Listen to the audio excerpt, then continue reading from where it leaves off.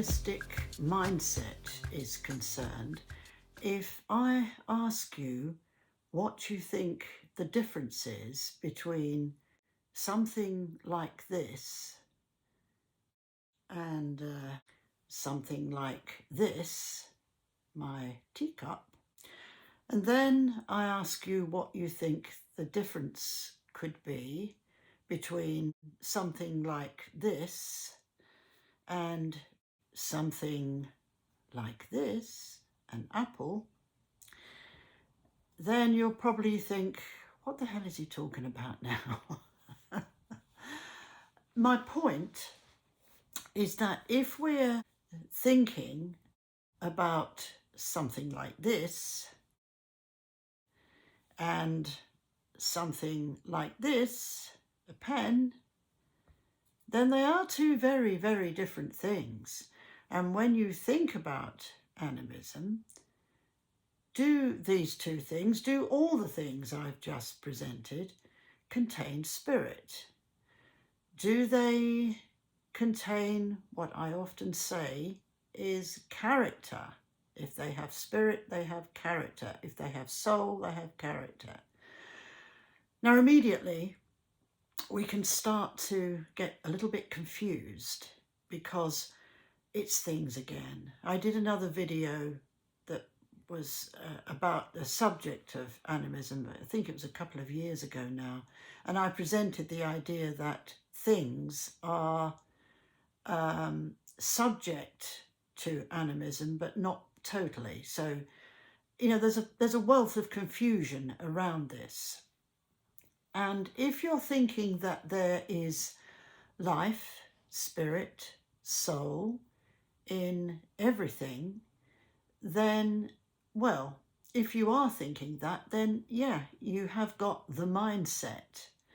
But at the same time, it's almost as if you have to prioritize what you see as spirit, what you see as life in something, and what you think maybe doesn't contain life or doesn't contain spirit. It's a question of prioritizing.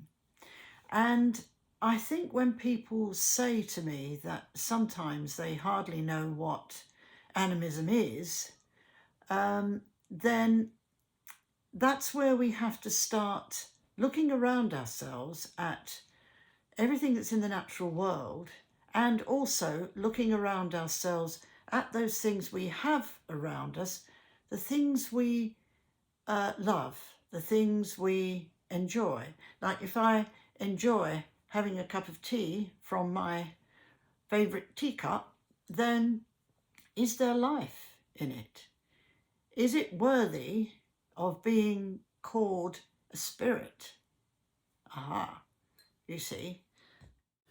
The creation of civilized life doesn't accommodate animism in any shape or form. In fact, it's fashioned not to include the spirit or life in any way. For instance, is there a spirit in this? Is there a spirit in this?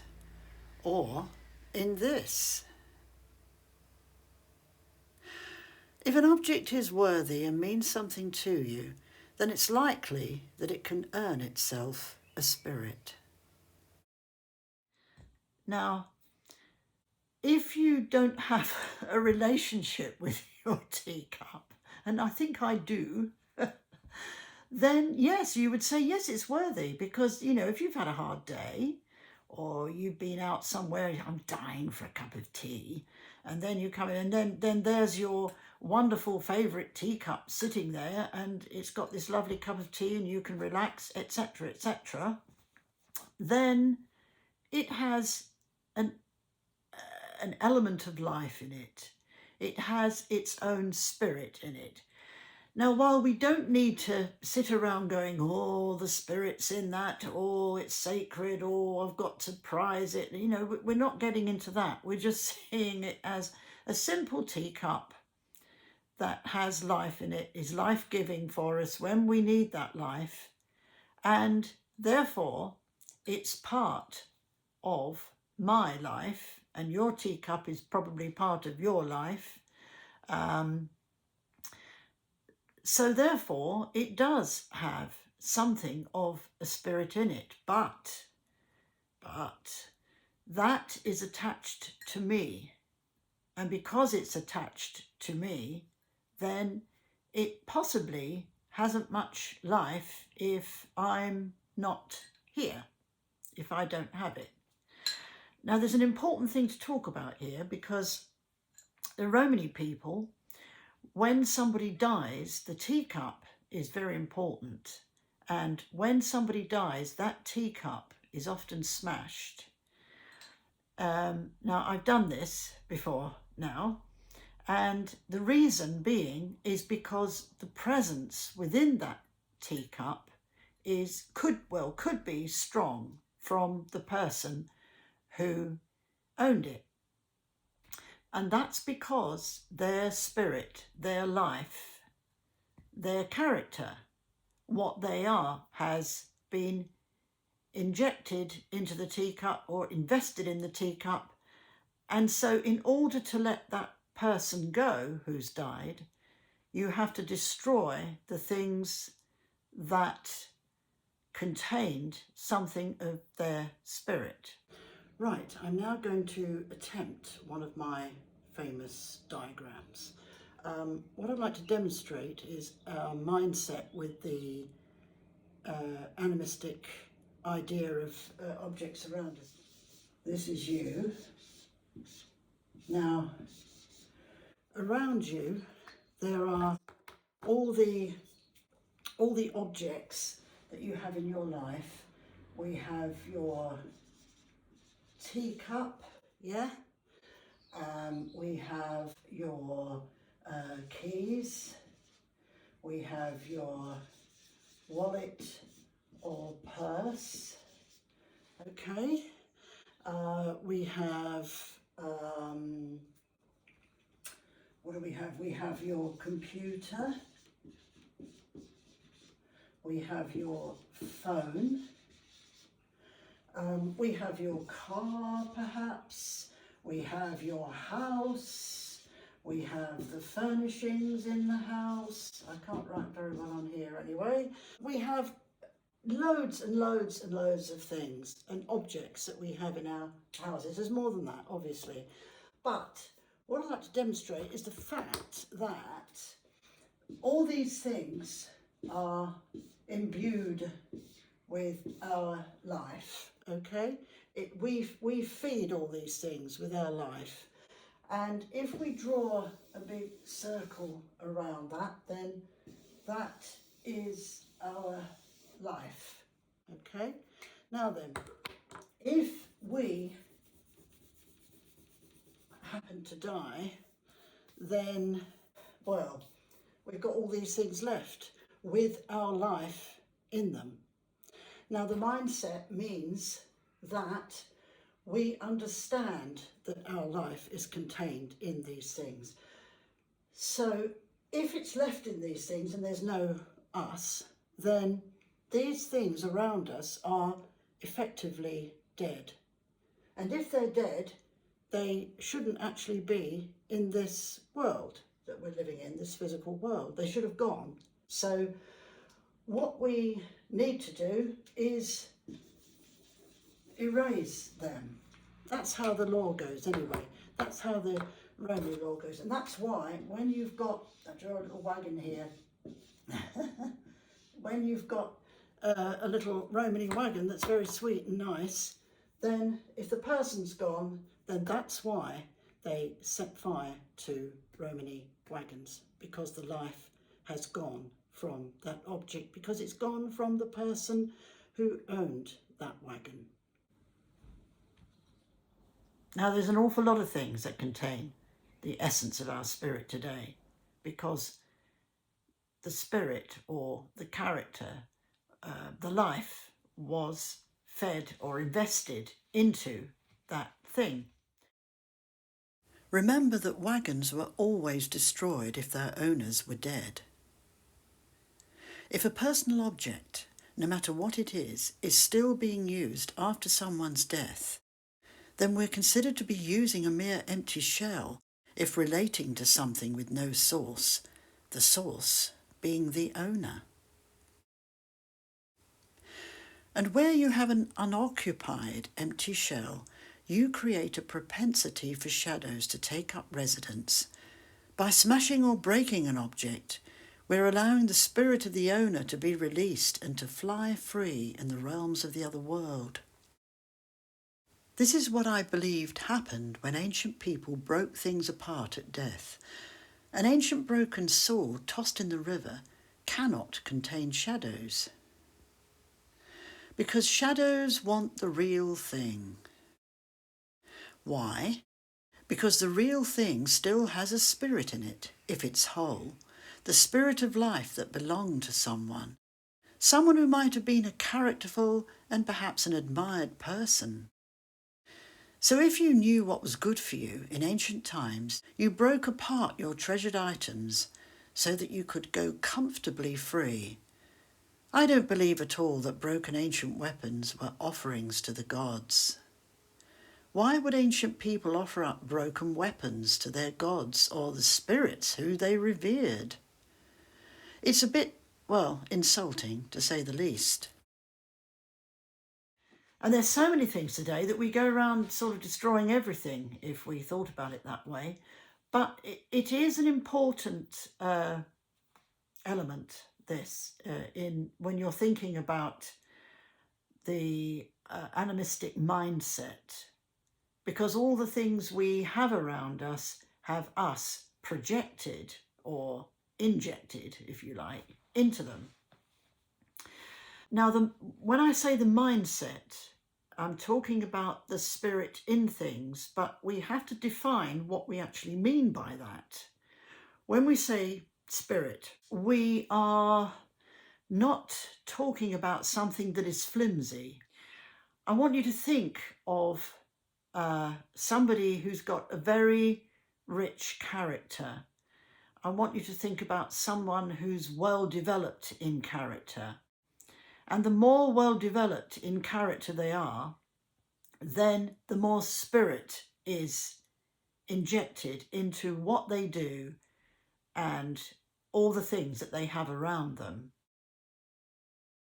Now, the apple actually grows on a tree. So we've got something that's connected to the natural world, but it's also, because it's been picked now, it almost becomes like a thing, because as soon as you pick the apple, then it starts to go through the death process and it will deteriorate. And if you left it, you'd have, it rotting away and you'd have an apple no more. So how much animism, how much life, how much character is contained within the apple? Now, this is something that goes into another area, because although I could say, oh, it's my apple tree, so therefore it's my apples that we're talking about, and there's an investment in the apples because my spirit, my character has gone into the apples, so it's full of what I am. It becomes slightly different, because when you've got the pen and the teacup, the things that are mine, they are things that, yes, they've been created, but there's something very static about them in a way. They don't move, they don't grow, they don't flow. When you think of all the things in the natural world, they move, grow, flow. Clouds move across the sky, water flows, trees grow. So when we're talking about this, we're talking about something static. This has to have my spirit in it, in them, to be considered, to be part of my animistic mindset, right? Now, with this has come from something else that has grown. So this would have had the spirit of the tree in it, the character of the tree. All the life that was in the tree is fed into the apple. Now it comes into, it's picked and it comes into my house, And then something of me can go into it, but not as much as into these two, because these are, or technically, things. So what I'm trying to say is that we don't go around destroying all the apple trees that belong to someone who died, because the apple tree has a life of its own, as do the apples. They have spirit, they have character, and they are living within their own right, because they move and grow. This isn't a thing. This has come from a living being, which is an apple tree. So this is part of the apple tree's mindset. Now, if we have the animistic mindset, and we can see that the teacup and the pen and other things, we can understand what that is about, then we can understand what this is about. And we can understand that everything that moves and grows and flows has its own mindset. It has its own flavour of what animism is about. It has its own spirit. And that spirit is rich, absolutely rich in character, rich in life. So, in a sense, I am privileged when this comes into my home and sits in my fruit bowl, because it's the essence of what the tree is or was when it was growing on the tree. Now, sometimes people have said to me that take something like wood. The wood starts in the tree, and then the tree is cut down. Wooden things are made out of what the tree was. So you could think that that has spirit in it because it's in the fabric of your house. Well, of course it does to a degree. But again, if you think of the route it's travelled, going from the tree and then travelling to maybe the wooden cupboard or the wooden chair or the wooden table, something or other that you've got in your house, it's come from something living. So it's still got something of that tree in it, but it has become a little bit static. It has been sort of frozen in time. And that gives us a different sort of question to ask. We can say, well, what category does that go into? Has it still got the tree in it? Yes. The answer is yes, it has. Is it a little bit like the apple? Well, yes, in a sense, except the apple still has more of the tree, in a sense, because the apple can die. So this is another thing that we're addressing here. Things live, they grow, and they can die. So that means that they probably haven't got the investment of your spirit in them. So they must belong to something else that can move, change, grow, die, etc. You know what I said before about moving and growing and that sort of thing. So when you have wood in your house, it does enter a different sort of category, if you like. I know it sounds a bit technical. There's no other way to describe this in some ways. But it does contain elements of what the tree is, but it's become frozen in time because it can't die. It can't move. It is already dead, I suppose we might say. But at the same time, what I often say is if something makes you happy, if you are full of spirit, if you are full of life and full of the character that you are, and let's try to be like that because it's a good thing to be, then you can invest what is in you into the things around you. So all those things become part of what your own spirit is about, what your own character is about. I keep banging on about character, and you'll probably think, why do you keep saying character? Why can't you leave it spirit? And that's because a lot of people, when they talk about the spirit in something, I don't know how they're seeing it, because sometimes it sounds a little bit flimsy. For a start, many of you may know that I don't like saying the word spirit as a way of describing all spirits. Like people would say, spirit came to visit me, spirit did this and spirit did that. If I did that when I have the wonderful Puro who comes to talk to me, who's a wonderful, wonderful spirit, but is also a wonderful person, that would be ridiculous. That would be really disrespectful if I called him spirit. You know, it distances him. And so we must never talk about the spirits we have around us. And we must never talk, certainly, about ancestors in this way, because it's very disrespectful. Try to swap it round if you can. Try to stop saying spirit to mean a collection of whatever has got a spirit, everything. Try to stop saying it in that way and try to split it all up and see that this is a spirit. The cup might have a spirit.